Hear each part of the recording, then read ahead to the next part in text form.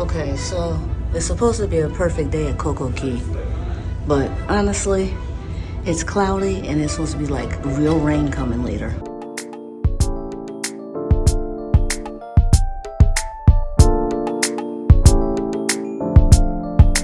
I paid for the, what's the name?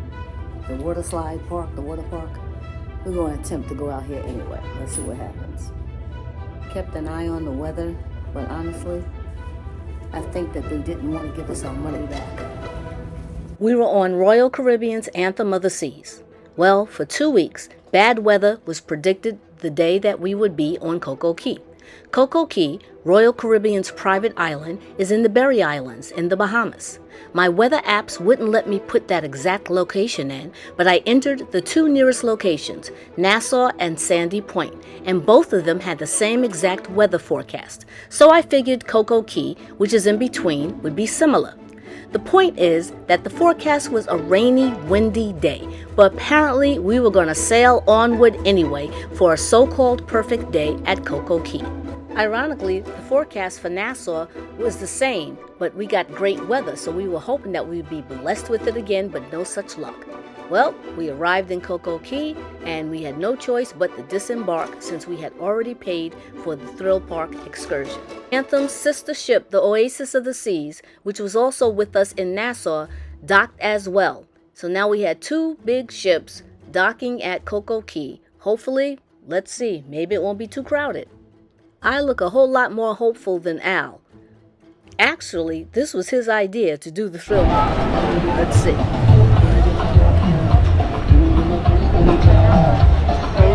I feel drops already. Don't say that. Do you really? I guess we should do the water. I might do it now. Yeah. I was about to say do the water park first. Yeah. Scan into the thrill park with your SeaPass card, your room key, or the WOW band if you bought it. There are basically 4 main areas in the thrill park.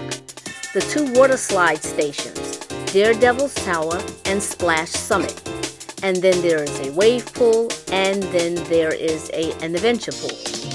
The 2 water slide stations have about 4 or 5 slides each. You go up the stairs to stand on line for the slide that you want to slide down. However, the lines can get confusing, and sometimes the lines merge and you're not sure which slide that you're on. Also, some of the slides that are the most popular will have a longer wait time. So sometimes you might change your mind once you're standing on line and decide you don't want to wait 60 minutes, maybe you're going to wait 40 minutes. Either way, it got just a little murky while you were standing on line. Because of the weather, I am assuming, a lot of the people did not get off the ship. 2 big ships in port. I can only imagine if everyone had gotten off the ship that the lines would have been even longer at the thrill park. Even so, the tallest water slides got up to 60 to 65 minutes long, so we went to the wave pool. Walking around? And yeah, here we are in the wave pool. So yep, Al, we did start walking around after that. Our goal was to explore the island and hopefully to get more footage to show everyone. However, we didn't think the weather was going to cooperate. So after we walked through the thrill park, we ended up outside of it.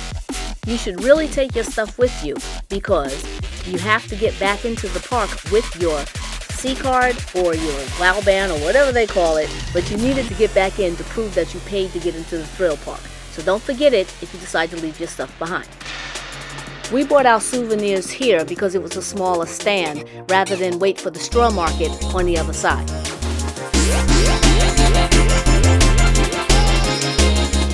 The contrast to Thrill Park is Chill Island, where you're supposed to chill if you want to. But there are a lot of activities that you can do over here also. There are several beaches that have different names. Harbor Beach, South Beach, etc. And they all have definitely water for you to swim in. But there's also lounge chairs and umbrellas that come for free. You can get your towels when you come off the ship. You can rent snorkeling gear, and you can also do other excursions that you should have purchased beforehand, such as kayaking or other activities that they have.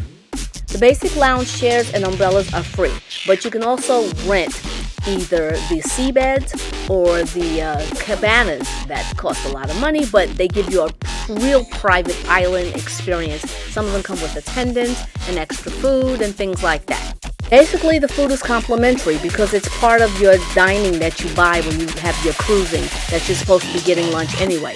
But if you have the drink package, then that carries over into the bars here as well. We really wanted to snorkel, so we kept an eye on the weather, which kept dropping little raindrops every so often. So we didn't really get a chance to do the Oasis, which was the pool, which had a cool swim-up bar and was really nice. Again, if everyone had gotten off both ships, you can imagine how packed this place would have been. Past the Oasis Lagoon is the Coco Beach Club. That you pay for. And you can pay also for extra for the cabanas that go out over the water. Part of the island that we did not get to see was the Hideaway Club, or the Hideaway Beach. That was for adults only. That they recommend that you reserve it on the app before you get off the ship, but basically everything in there is complimentary. It's for adults. It's like the solarium part on the ship. The next time we're here, we're definitely going to get there so that I can get some footage and show you what we saw.